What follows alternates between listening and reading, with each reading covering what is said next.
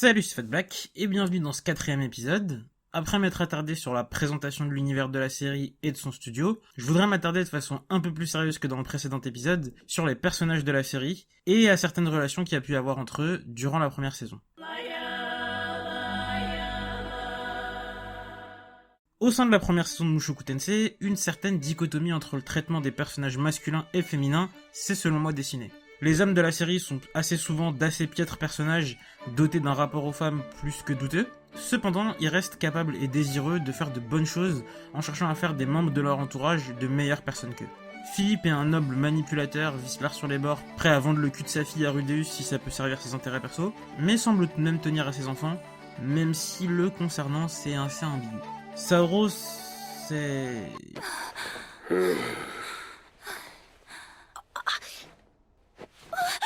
Je veux dire... Voilà quoi. Mais à côté de ça, il tient sincèrement et souhaite sincèrement son bonheur et son épanouissement. Rui est quant à lui presque une présentation de mon propos, il est capable de commettre les pires atrocités par désir sincère de protéger des enfants. Il y a aussi Pax. Non, lui c'est juste une merde en fait. Mais Rudeus n'est pas en reste non plus. C'est un pervers pouvant se montrer courageux, il est capable du pire comme du meilleur dans la série, il nous a introduit tel quel dans la série dans sa précédente vie, mais de toutes les figures malsaines de la série, il est celui qui est le plus conscient de cet aspect. Non seulement chez lui-même, mais également chez les autres, et lorsqu'il n'hésite pas à leur mentionner leurs défauts, ça manque pas de les aider et l'aide lui-même à se comprendre et lui permet de progressivement changer. De l'autre côté, les femmes ont davantage tendance à subir les conséquences des actes des autres, Zenith trompée, Sylphie harcelée, Roxy discriminée, mais à côté de ça, elles tentent toutes de rester ou de devenir de bonnes personnes, même si parfois c'est dur de s'améliorer et d'être de bonnes parentes ou personnes, et de devenir plus fortes. Avant de parler des personnages, j'aimerais commencer par la première famille que nous rencontrons, la famille Greirat. Le premier élément à noter est que la famille Greirat est composée de 4 branches, on n'en rencontre que 2 dans la série, les Boreas et les Notos. J'ai pas souvenir que les 2 autres soient nommés dans l'animé, mais je serais pas surpris de découvrir que les 2 branches restantes se nomment Euros et Zephyr, ou que des personnages affiliés à ces noms fassent leur apparition, dans la mesure où ces noms sont affiliés à une personnification du vent dans la mythologie grecque. Boreos et Notos sont respectivement les vents du nord et du sud, tandis que Euros et Zephyr sont ceux de l'est et de l'ouest. Et des clins d'œil à cette mythologie, l'auteur et les traducteurs en ont fait pas mal d'autres à travers les noms de certains personnages. Commençons donc par le dieu des hommes, Homo Deus, ou Hitogami, qui est la première entité à laquelle Rudeus est confronté dans l'œuvre, et est à l'heure actuelle l'un des personnages les plus mystérieux de la série. On ne sait rien de ses objectifs, si ce n'est que pour des raisons inconnues, il souhaite obtenir la confiance de Rudeus. On ne sait pas d'où il vient, tout ce qu'on sait c'est qu'il connaît l'avenir, ou en tout cas est capable d'en discerner une partie, qu'il a la faculté de converser avec des individus en rêve, et qu'il est l'antagoniste du prochain personnage. À l'heure actuelle, dans Mushoku Tensei, il n'y a pas eu de réel antagoniste. On a simplement suivi au fil des épisodes des personnages vivant leur vie ou faisant face aux circonstances, sans qu'il y ait de réels grands méchants qui orchestrent quelque chose à grande échelle. Bien qu'au vu des événements de la première saison, il y a probablement un personnage qui se rapproche de cet archétype. Qu'il soit connu, nommé ou encore inconnu, il y a probablement un personnage qui remplira ce rôle. Je parle du personnage ayant provoqué la catastrophe magique. Car je doute qu'elle soit apparue comme par magie, assez ironiquement. Cependant, il y a parfois eu des adversaires à affronter, comme les kidnappeurs d'Eris, Gallus, Pax Chironé, mais le premier véritable mur auquel se confronte Rudeus dans la série, c'est Orsted. Le mur est tellement bien bâti que Rudeus se fait presque tuer, puis sauvé par son opposant. Mais au-delà de ça, Orsted s'inscrit pour la première fois dans la série comme un antagoniste capable de nous apprendre des choses sur l'histoire et l'univers de la série, en mentionnant Laplace, en remettant en question Homo Deus qui jusqu'ici semblait être un allié, et en balayant d'un revers de la main le personnage le plus puissant rencontré jusqu'ici. Il est le premier antagoniste de la série à réellement la bouleverser et à traumatiser le héros, et à ce titre, il est légitime que sa rencontre avec le personnage soit considérée comme un tournant. En un épisode, il a réussi à laisser son empreinte sur l'œuvre, les personnages et dans nos mémoires. J'espère donc sincèrement qu'on le reverra et qu'on apprendra davantage de choses à son sujet, et au sujet de Nanaoshi également, dont je parlerai davantage en détail dans la dernière vidéo de cette série. Car le personnage pourrait selon moi cacher quelque chose d'assez intéressant. Sujet un peu plus technique cette fois-ci, Laplace, qui est le personnage le plus énigmatique de cette saison. Son nom fait probablement référence au démon Laplace, référence à une expérience de pensée proposée par Laplace lui-même dans son ouvrage Essai philosophique sur les probabilités, et il y est dit ceci. Une intelligence qui, à un instant donné, connaîtrait toutes les forces dont la nature est animée et la situation respective des êtres qui la composent, si d'ailleurs elle était suffisamment vaste pour soumettre ces données à l'analyse, embrasserait dans la même formule les mouvements des plus grands corps de l'univers et ceux du plus léger atome. Rien ne serait incertain pour elle, et l'avenir comme le passé serait présent à ses yeux. Il est assez intéressant de noter, je trouve, que ça semble partiellement coïncider avec l'œil démoniaque de Rudeus. De plus, Orsted indique lors de sa rencontre avec Rudeus qu'il lui fait penser à la place. Y aurait-il ou y aura-t-il une connexion entre les deux personnages? Je pense, puisque d'une certaine façon ils sont déjà un peu liés. Laplace a maudit les Speld et Rudeus a contribué à endiguer cette malédiction. Les fans du light novel ont d'ailleurs été assez déçus en saison 1 de la non-présence d'un flashback, le lion à Rui. Il a unifié les peuples démoniaques pour mener une guerre contre les humains. Et là je suis en train d'empiéter sur une de mes prochaines vidéos, donc je vais m'arrêter là. Mais bon, puisqu'on parle des démons, est-ce que ce serait pas le temps de la laisser se présenter? Celle qui se considère en être l'impératrice et qui est sûrement en train de nous mater avec ses yeux démoniaques.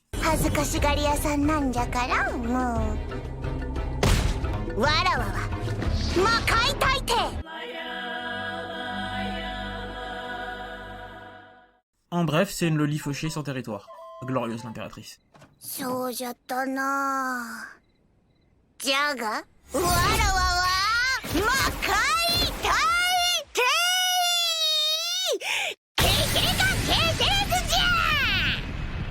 Mais ces connexions et pouvoirs sont l'intérêt majeur du personnage. En saison 2 ou à l'avenir, j'avoue être assez curieux de savoir qui est son mari et de quoi sont capables ses autres yeux démoniaques. Mais au-delà de ça, et au même titre que Perigus, Almanfi, Orsted, Homodeus, Laplace et Nanaoshi, le personnage étend l'univers de la série en donnant envie de s'intéresser à son histoire et aux événements antérieurs à l'arrivée de Rudeus, tout en nous laissant être curieux de découvrir toutes les interconnexions qu'elle a pu avoir avec d'autres personnages, et également ce qu'elle est capable de faire. Mais passons, parce que sur le continent des démons n'est pas née seulement une impératrice, il y a également une déesse qui est apparue.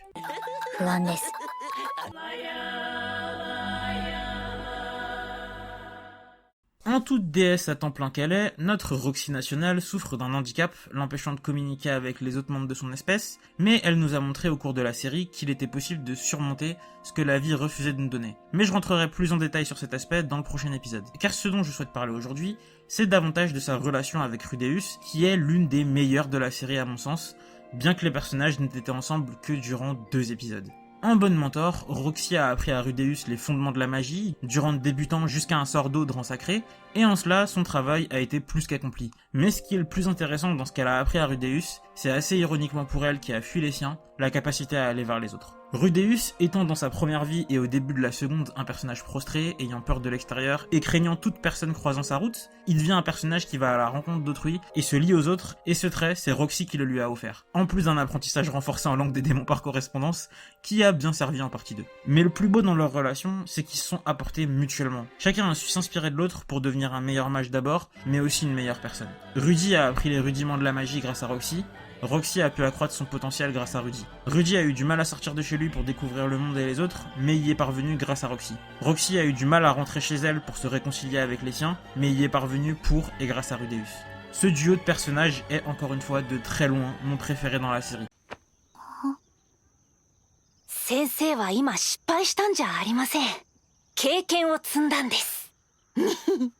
Et je me languis de leur retrouvaille dans la saison 2, peut-être après 10 ans de séparation, peut-être dans un donjon, on verra.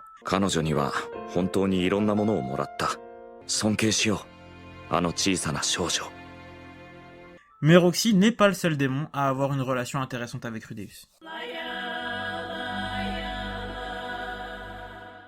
Travailler à restaurer l'honneur des siens tout en protégeant des enfants. Quel personnage est plus noble que Rui dans cette première saison? Bien qu'au départ il soit extrémiste dans sa vision de la justice, car torturé psychiquement par des événements antérieurs à la série, le personnage est de loin celui qui a le plus à cœur d'être bon, et cette volonté va permettre à Rudeus de trouver un ami, un frère d'armes et un modèle, pour à son tour devenir un ami et un frère d'armes pour Rui. Et cette réciprocité dans les relations entre les personnages est ce qui, je pense, me plaît le plus dans la série. Aucun personnage n'est un modèle de perfection infaillible. Chacun est faillible. Et c'est les relations naissantes entre les personnages qui permettent de corriger au moins en partie certains défauts.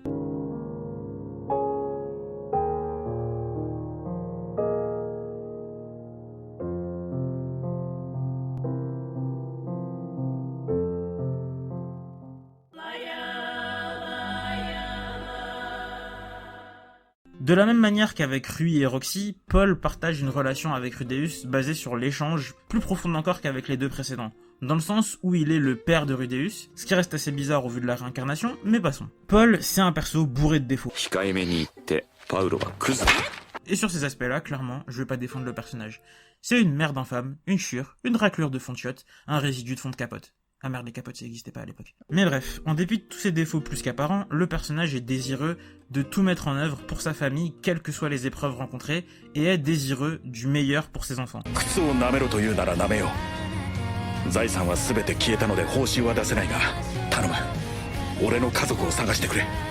Cependant, bien qu'il soit sincèrement le meilleur pour eux, Paul est selon moi un mauvais père. Il est tellement pas un modèle de comportement sain que c'est à son fils ou à son entourage de le rappeler à l'ordre et de lui expliquer comment se comporter avec ses enfants, les femmes et lui-même. Je reconnais volontiers qu'il apprend de ses erreurs et s'améliore, et que le contexte dans lequel la série l'a placé est enclin à faire perdre pied, néanmoins, même si ses retrouvailles avec Rudeus sont le moment qui m'a le plus ému dans la série,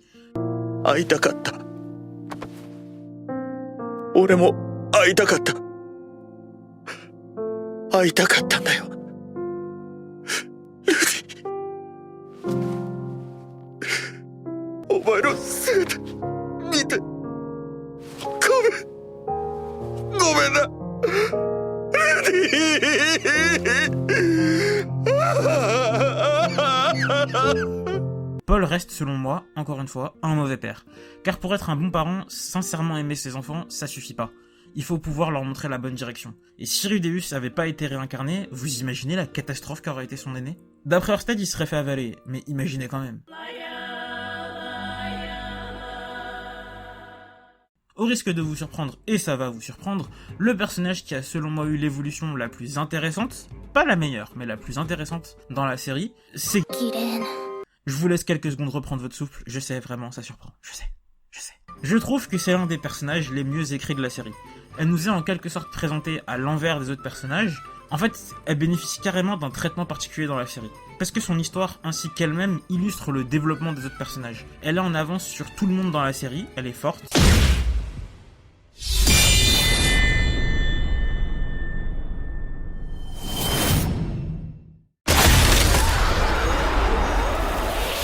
Et désireuse d'apprendre, et cette force et ce désir d'apprendre, on comprend qu'ils sont pas innés, et donc que ces qualités possédées par le personnage au moment de notre rencontre avec elle sont le fruit d'expériences et d'échecs. Ce qui rend le revisionnage de la série d'autant plus intéressant, car dans les moments où on voit le personnage, on comprend mieux ce qu'évoquent certains moments clés pour elle. Et cette capacité qu'a la série à faire percevoir avec un nouveau niveau de compréhension certaines réactions de personnages est assez belle, je trouve. Elle n'est pas utilisée et visible qu'avec Gillen, Rudeus et Roxy selon moi bénéficient aussi de ce traitement, et c'est très agréable à voir. Et en ce qui concerne la seconde partie, elle nous fait découvrir l'ampleur de l'évolution qu'a vécu Gillen durant son enfance jusqu'à ce qu'on la rencontre, et permet à Rudeus de comprendre ceci en le disant lui-même.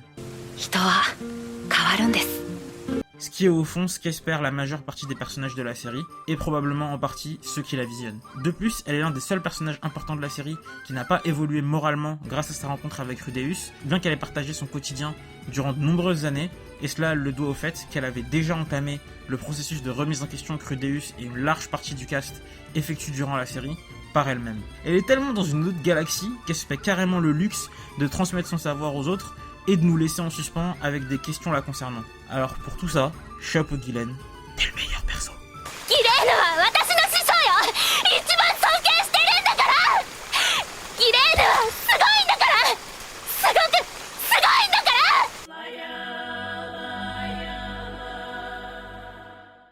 On a parlé du mentor, parlons maintenant de la disciple. Le personnage ayant eu la meilleure évolution dans la série, eh ben selon moi c'est Eris Boboboreos Gureira Toka.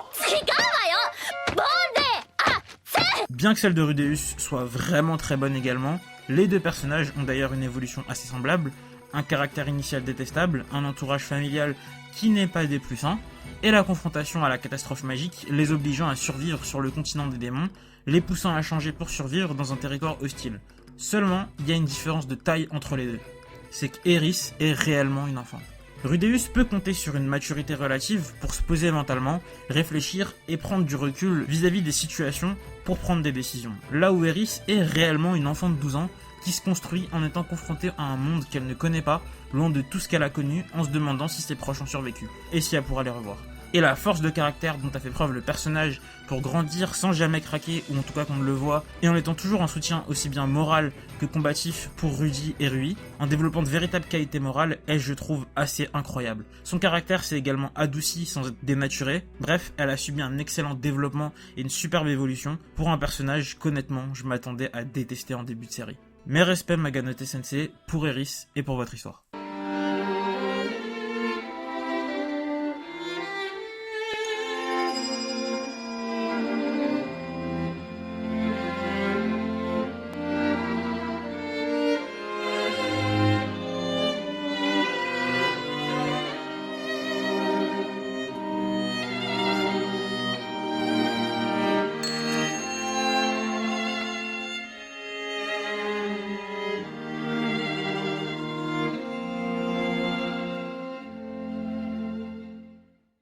お前はすでに戦士として申し分ない力を持っている。お前は今日から戦士と名乗っていい。一人前だ。Je conclurai donc par ceci, malgré une quantité astronomique de personnages, chacun arrive à trouver sa place et arrive à apporter quelque chose, que ce soit à l'œuvre ou aux autres personnages, mettant en avant les failles et atouts de chacun, permettant de développer des relations profondes, ce qui contribue, en plus du lore et des visuels, à faire de Mushoku Tensei une œuvre que je trouve fabuleuse. Cette vidéo pourrait durer des heures, tant il y a des personnages et des relations à observer et analyser. J'ai pas parlé de Lilia par exemple, qui est assez intéressante de par le fait que sa propre lubricité lui permet de percevoir celle de Rudeus et de le comprendre, ou encore de Sylphie, des Migourdes et de plein d'autres personnages, et de plein d'aspects liés aux interactions qu'il peut y avoir entre eux, qui sont juste géniaux. Mais voilà, c'était la modeste contribution que je voulais apporter. Ceci étant dit, likez si vous avez aimé, dislikez si vous n'avez pas aimé, abonnez-vous si vous voulez, partagez si vous le sentez, mais surtout commentez. Et je vous dis à la prochaine pour le 5e épisode qui portera sur... Je me souhaite bonne chance pour cette vidéo qui sera très probablement très en retard. Salut!